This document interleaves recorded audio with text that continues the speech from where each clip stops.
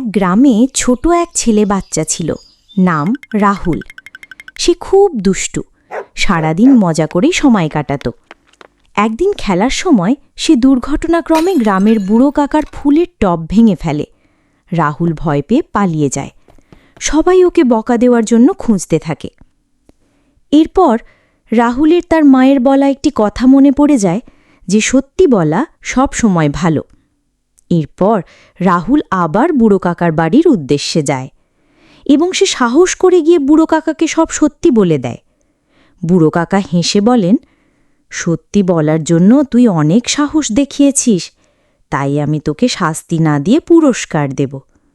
তিনি রাহুলকে একটা ছোট্ট গাছের চারা দেন আর বলেন, এটা লাগা, দেখবি একদিন এটা তোর মতনই বড় হবে।